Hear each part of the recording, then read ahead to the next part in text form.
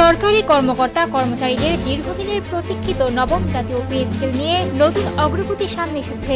সংশ্লিষ্ট সূত্রগুলোর তথ্য অনুযায়ী চলতি জুন মাসের মধ্যেই নতুন পে স্কেলের গ্যাজেট প্রকাশ হতে পারে। ফলে সরকারি চাকরিজীবীদের মধ্যে বাড়ছে ব্যাপক প্রত্যাশা ও আলোচনার ঝড়। সরকারের পরিকল্পনা অনুযায়ী 2026-27 অর্থ বছরের শুরু থেকেই নতুন বেতন কাঠামো কার্যকর করার লক্ষ্য নির্ধারণ করা হয়েছে। এজন্য আসন্ন বাজেটে প্রায় 35,000 কোটি টাকার বিশেষ বরাদ্দ রাখার প্রস্তাব রয়েছে। প্রস্তাবিত কাঠামোতে বর্তমান 20টি বেতন গ্রেড বহাল থাকলেও বেতনের অংশে আসছে বড় পরিবর্তন। নতুন প্রস্তাব অনুযায়ী সর্বনিম্ন গ্রেডের মূল বেতন 8,250 টাকা থেকে বাড়িয়ে প্রায় 20,000 টাকা করার কথা ভাবা হচ্ছে। অন্যদিকে সর্বোচ্চ গ্রেডের বেতন 78,000 টাকা থেকে বাড়িয়ে 1,60,000 টাকা পর্যন্ত নির্ধারণের প্রস্তাব রয়েছে। এতে নিম্ন ও উচ্চ উভয় পর্যায়ের সরকারি কর্মচারীদের আয় উল্লেখযোগ্যভাবে বৃদ্ধি পেতে পারে বলে মনে করা হচ্ছে। বিশেষজ্ঞদের মতে এই নতুন কাঠামো বাস্তবায়িত হলে মূল্যস্ফীতির চাপ কিছুটা কমাতে সহায়তা করবে এবং সরকারি চাকরিজীবীদের জীবনযাত্রার মান উন্নত হবে। পাশাপাশি প্রায় 9 লাখ পেনশনভোগীকেও নতুন কাঠামোর আওতায় আনার পরিকল্পনা রয়েছে।